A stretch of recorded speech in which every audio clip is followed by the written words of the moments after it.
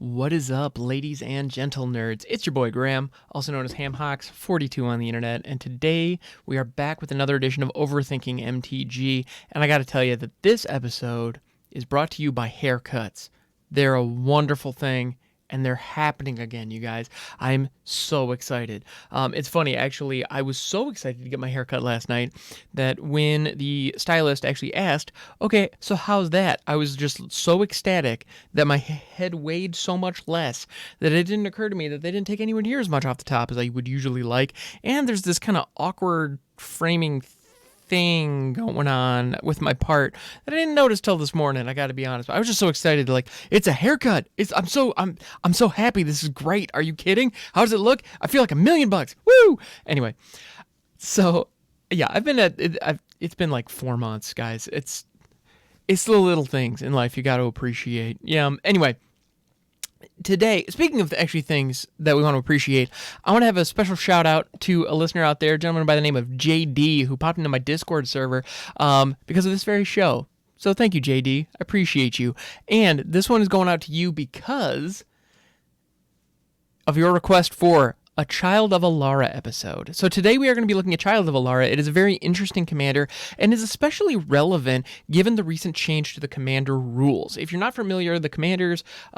in the past, commanders with death triggers, so when a commander died, what would end up happening is it either needed to go to the graveyard or go to the command zone. If it went to the command zone instead of the graveyard, the death trigger didn't resolve, but that's changed. They've modified it, so now when a commander dies, its death trigger works the way death trigger should, and as a result, Child of Alara becomes much, much, much better.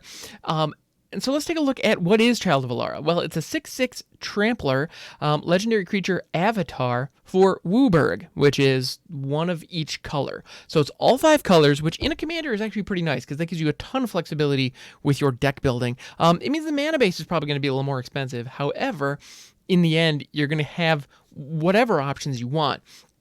And then Child of Alara, so 6/6 Trampler for 5. You mean you have to have some decent mana fixing in order to get it working, but it is a 6/6 for 5, so that's relevant. And then when Child of Alara is put into a graveyard from play, destroy all non-land permanents. They can't be regenerated. So just wipe everything. And so this is a board wipe sitting in your command zone at 5 mana. That's awesome. So that comes with a lot of really cool synergies and a lot of cool things you can do. So whenever you're looking at a commander, one of the first things you think is, okay, what does this commander want to do? And then how do I leverage that in the rest of my deck? Like, what do I build around what this commander is doing? Well, Child of Alara wants to destroy everything. This commander wants to watch the world burn. And that's freaking incredible. But what do you do with that? You know, all this means is that nobody gets to have fun because it destroys your permanents too. So how do you build around a board wipe? It's kind of a weird situation because either you can focus on a couple of different things. Focus on surviving the board wipe, first and foremost. Focus on minimizing your risk of, with what occurs with the board wipe. I guess that's it. Unless you really want to be that jerk face who has a complete lockout stacks deck that is designed to make sure that none of your friends get to play the game and you all get to sit around the table for an hour while everyone curses your name behind their back. Which, by the way, don't have those decks. Don't build those decks. Those decks are a great way to alienate a play group and make sure that you just don't have anyone to play with at the end of the day. Plus, a lot of those stacks pieces are pretty expensive now. So you can spend $2,000 on a deck that'll make sure that all of your friends really hate you. I'd recommend not doing that. That doesn't seem like a great investment. But there are some other archetypes that could really benefit from having quick and easy access to a board wipe. Now, any deck should have 1 or 2 board wipes in it, if not 5 or 6 or 10 board wipes in it, depending on what you're trying to do. Because no matter what, even if you're running like a white weenie deck where your whole goal is to vomit your whole hand onto the battlefield, go as wide as humanly possible and just smash face, you will still have the situation where your opponents are completely wrecking you and you aren't able to get anything going, and they have too much stuff on the board. And hitting a planner cleansing, even though you'll have some casualties, means that the game resets. And when you have the control over when the game resets, you can hold your resources back into your hand to make sure that that reset is at a time that's beneficial for you and causes the most destruction to your opponents. Now, Child of Alara, your opponents will see it coming. So that is a tricky situation. It makes it a little bit tougher because, well, they know when this is on the battlefield, there's an opportunity. The other thing that Child of Alara is it's a fuse. It's not I guess it is a bomb, but because it needs to die first. So you need to have some way to kill it. So some kind of sacrifice engine or a direct removal spell that you can target it with. Now, if your opponents are running direct removal spells that exile, those will not trigger the death trigger on this. So that's a very real concern, something you got to be aware of. So it's not just a matter of run this out on turn 5 and go, because, yeah, what I would recommend, and so what I think of when I look at a board wipe, how do I want to build my deck around a board wipe? I want to build a deck that can benefit late in the game, because board wipes are most devastating to decks that have low-cost creatures and have a lot of them, because that is the largest impact on the board. So if your opponent has a token deck and they're running like an elf tribal deck where their goal is to just have a whole ton of creatures that all feed off each other, hitting a board wipe will devastate their plans. Like, full on wreck them. Meanwhile, if your opponent is running, or if you are running a deck with a lot of dragons that all cost 6 or 7, then all of a sudden, hitting a board wipe on turn 5 doesn't touch you at all because none of your creatures are out yet. Meanwhile, your opponents could get really wrecked because they've been trying to go fast and low to the ground. And so they get completely wiped, and then all of a sudden your value engine gets to start ticking up after that board wipe has occurred. And so your opponents are completely, you have an opportunity to completely destroy what your opponents are trying to do right before you start to really build up. So if you like strategies where you end up having a lot of really, really big things, then Child of Alara actually wouldn't be a bad commander to fit into that deck, because it gives you access to all of your colors. So no matter what, if you want to build dragons, if you want to build angels, if you want to build some weird gumpy combo situation that like loops door to nothingness, or like you could do anything with this commander. Actually, you could full on do anything with Child of Alara in the command zone. No reason not to. It would be a good idea to have mana fixing that would allow you to roll Child of Alara out. So another thing that you could seriously consider is run a deck that is like aristocrat style, where your goal is to sacrifice creatures over and over and over again for value. So if you can get like a Blood Artist trigger going and, sacrificing things all over the place, just because you would have sack engines online. And then if somebody gets a little too intense, if one of your opponents starts really setting up and is able to create a really good value engine, well, roll Child of Alara out and blow up the whole board. And then all of a sudden, everybody's starting from square one. Meanwhile, your really low to the ground situation could rebuild very easily. So actually, that's a situation. If you were to go like aristocrats, like let's say you go like Rakdos, or even just full on black aristocrats, and you could have effects like Stitch Together, Unearth, Revenge Revival, like these weird situations that are designed specifically to like specific reanimation effects. My thought is, if you have Child of Alara down and you have a Blood Artist and you have a Priest of the Forgotten Gods and you're just like getting awesome value out of this recurring sacrifice engine, and then one of your opponents sets up to a point where you can't deal with it anymore, well, then you roll Child of Alara out, sacrifice it to the Priest of Forgotten Gods, everything blows up, you reset everything to 0, then you hit an Unearth on your Blood Artist or your Priest of the Forgotten Gods or whatever piece you need, and then play one or two things from out of your hand, and all of a sudden you're back. Like, you spend, after rolling Child of Alara out and hitting it into one of your sack outlets, which you have anyway, all of a sudden you can rebuild with 5 mana in a way that your opponents just can't, because your deck is built to survive and recover from that situation. Now, that's just one example. There are a ton of different examples of this and a ton of different situations. And at the end of the day, whatever your strategy is, if you can find a way to make it work through a board wipe, the Child of Alara is a commander that you might consider. For example, there are effects. So if you were to run like a white weenie strategy, where your whole idea is to go wide with a bunch of little creatures, you'd think a board wipe in your command zone is one of the worst things you could possibly have because you are going to be impacted by it the most. Well, knowing that it's there, what were to happen if you were to run spells like Ghostway or Eerie Interlude that blinks everything out of existence for a turn?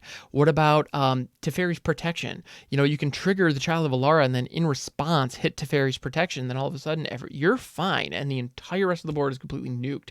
That's an option. There are also spells that give creatures indestructible.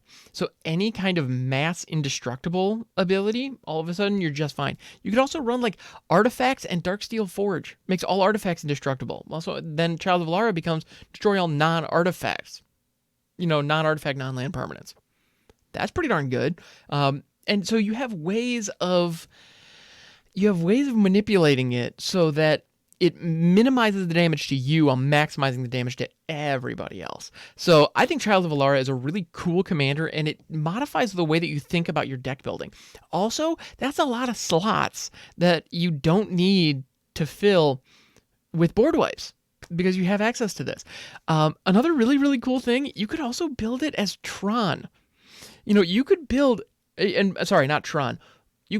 That's the weird thing. Magic nerds have thrown around Tron and Voltron a little too much. Tron is referring to the Urza lands and like colorless ramp in formats like Modern. That's not what I'm talking about here. I'm talking about Voltron strategies where your commander is designed to deal combat damage. And in those decks, usually what you do is you strap a bunch of equipment and a bunch of auras to your commander to make it big and nasty to protect it and allow it to deal a very large amount of damage. That way you can destroy your opponents by dealing 21 damage of commander damage. In a Child of Alara deck, you could build a Voltron strategy, which would it would be bizarre to see because your opponents will want to remove Child of Alara from the game because it is a threat that is dealing a ton of damage to them. Remember, it has trample natively. So as long as you can put put Lightning Greaves on this to make it tough to counter or impossible to target, or Swiftfoot Boots, so that give it hexproof with something, and then buff it up.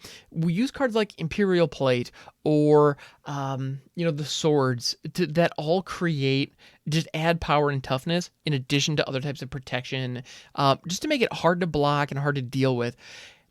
Because then there's this dynamic where if your opponents remove it, unless they're really careful with how they remove it, like if they block this thing with something very large to destroy it or to get in its way, it will just blow up the whole frickin' board.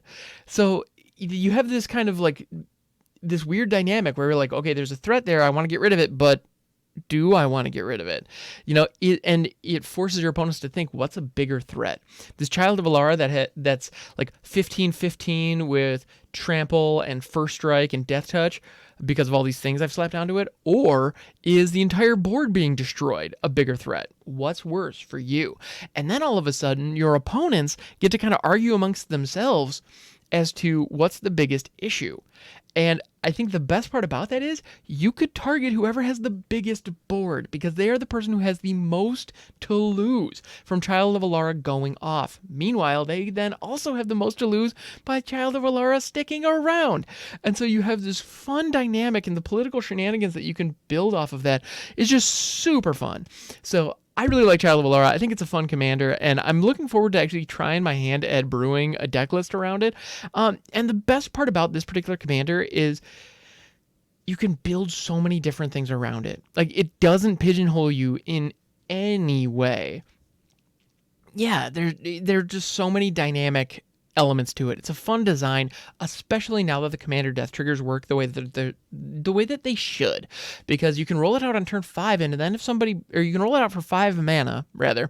You're probably going to ramp in some way, but you can roll it out for 5. Oh, and that's another thing. With Child of Alara, the ramp package that you put in your deck, focus that ramp package on putting extra lands into play. Because if you have another opponent who is ramping with mana rocks exclusively, when Child of Alara goes off, their ramp is gone too. Meanwhile, if you're focused on putting lands into play, your ramp efforts are not impacted by Child of Alara. That said, there is one mana rock I can think of that is untouchable in this situation, and that is Darksteel Ingot. So you could run Darksteel Ingot because it is indestructible. So that would synergize nicely. So that's a piece of ramp that can get you access to any color that will still work alongside Child of Alara. But otherwise, I would put in things like Rampant Growth, Wayfarer's Bauble, Explosive Vegetation, Circuitous Root, Migration Path, etc., etc., etc. Cultivate, of course, Kodama's Reach. Those things that are all about putting extra lands into play, I would lean in that direction because it's just going to be better for you in the long run. Also, actually, Uro synergizes really nicely with this, but then Uro is also one of the most busted cards that's been printed in years. So the fact that it synergizes is one of those where it's like, yeah, of course, it synergizes with everything. It synergizes with playing the game of Magic. So that's kind of goes without saying. Yeah. So no, I like it. I like Child of Alara a lot. I think there's a lot of really cool things. The design space is wide open. This is a commander that encourages creativity, and I think that those types of commanders should be celebrated and leaned into. Yeah. But you can pull it out on turn 5. You can pull it out with 5 mana. You can pull it out at 7 mana, then 9 mana. All are reasonable rates for a planar cleansing on a body. Like, I feel like those are all reasonable costs for this. Yeah, this is really cool. So thank you so much. Thank you, JD, for this recommendation, and thank you for tuning in, everybody. I appreciate it. Now, if you wanted to join the conversation, where we do have a Discord server where we talk about all this stuff. We talk about Commander, we talk about Limited, we talk about Arena, the state of the game. Also, just share fun off-topic memes. Don't hesitate to jump in. The link to that is in the description below. And if you have a card that you'd like to request, I'm always open. Please don't hesitate to reach on out. Discord is the best place to find me, but you can also find me on Twitter at Hawks42. Thank you so much, everybody. I appreciate you. I hope you have a fantastic rest of your day, and I will catch you next time.